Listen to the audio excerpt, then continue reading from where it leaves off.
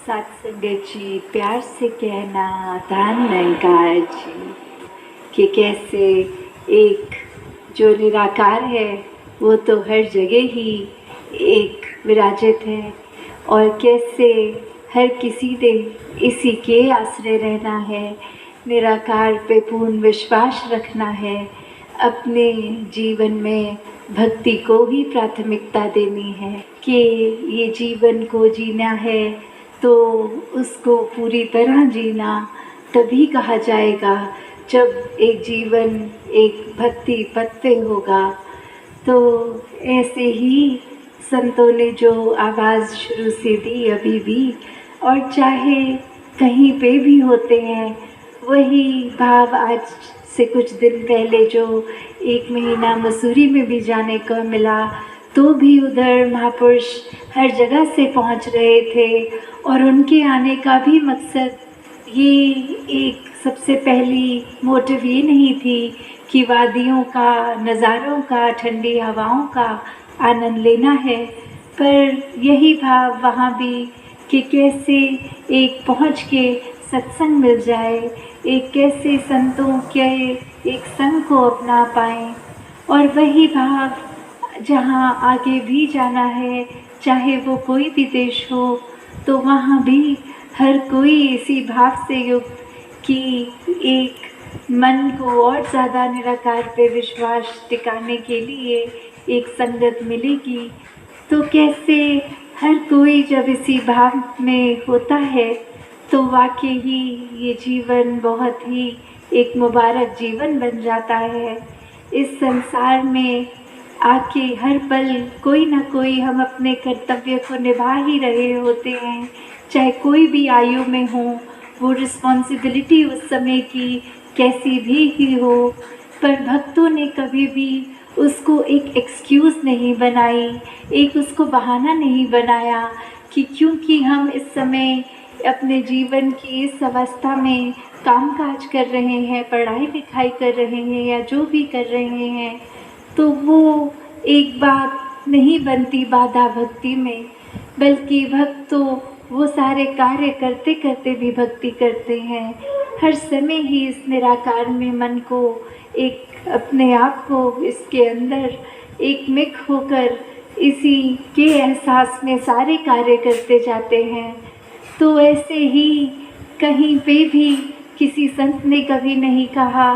कि ये संसार से नाता तोड़ना होगा तभी परमात्मा में मन लगेगा। नहीं, परमात्मा तो कण कण में है, एक हर एक के अंदर है, हर तरफ है। तो फिर अगर नाता तोड़ेंगे भी तो जहाँ एक होंगे उस जगह पे भी तो निराकार ही है। तो कैसे एक गृहस्थ में रहने की भक्ति की सिखलाई एक संत देते हैं कि अपनी सारी जिम्मेवारियों को निभाना है और किसी जिम्मेवारी से आँख फेरनी नहीं, क्योंकि ये घर परिवार समाज सभी में बहुत ज़रूरी कि हम अपने रोल को ठीक से निभाएं।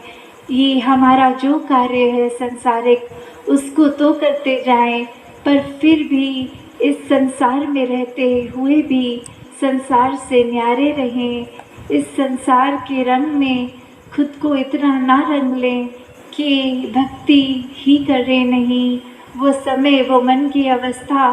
सिर्फ क्षण भंगुर चीज़ों में लगी रहे, इस परमानेंट स्थिर परमात्मा पे नहीं।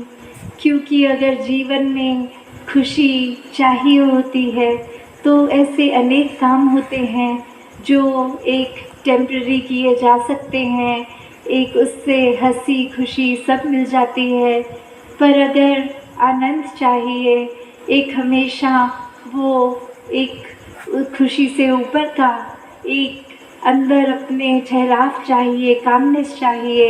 एक स्थिरता चाहिए, तो फिर ये निरंकार का ही संग करने से होगा और कोई साधन से ये आनंद मिलने वाला नहीं है। क्योंकि मटेरियलिस्टिक कोई भी चीज़ होगी तो उसका अपना एक एक्सपायरी डेट है कि अभी तो ये हमें नया है, कुछ समय बाद वो पुराना हो जाएगा और कुछ समय बाद तो हमारे काम का भी नहीं रहेगा। और कैसे ये तीनों स्टेजेस में, जहाँ पहले शुरू में इतनी देखभाल, इतनी फ्रीक्वेंट यूजेज, और वही पुराना होने में शायद कबाड़ी वाले पे होगा, तो कैसे ये चीज़ों का संसार में आना जाना कभी रुकेगा नहीं, ये इच्छाओं का मन में आना जाना कभी रुकेगा नहीं।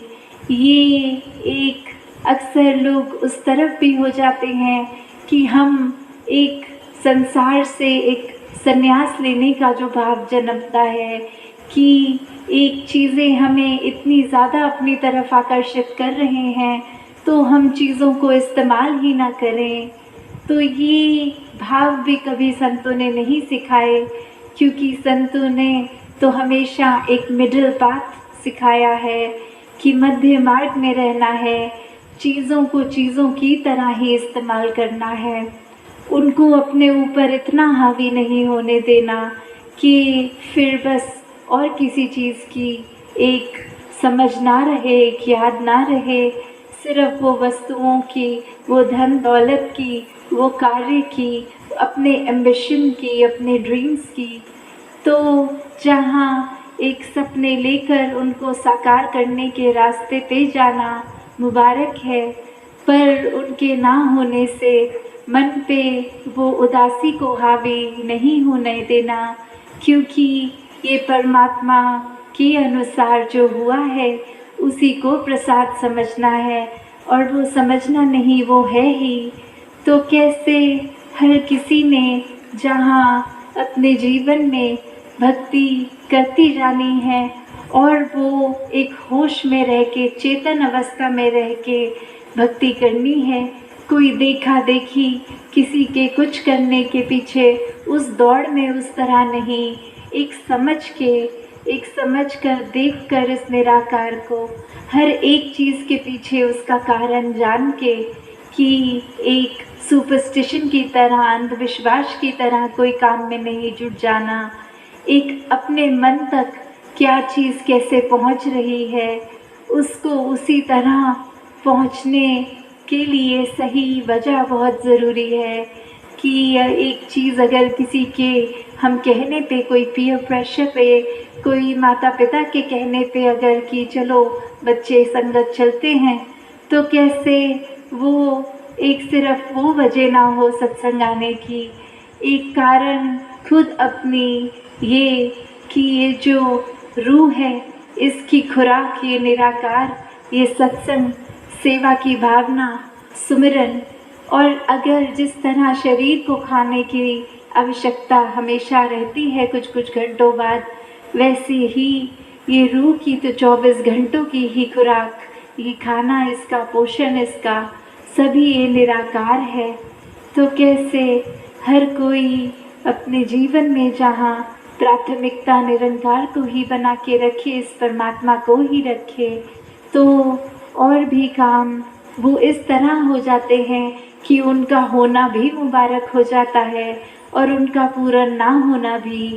तो कैसे हर समय सेवा में मन लगता है जब, तो अब वो एक साक्षात अपॉर्चुनिटी भी कि कैसे सेवाओं में बढ़ चढ़ के योगदान दें, ताकि वो समागम आने पर भी हर कोई इस निराकार को मन में और गहराई से बसा सके,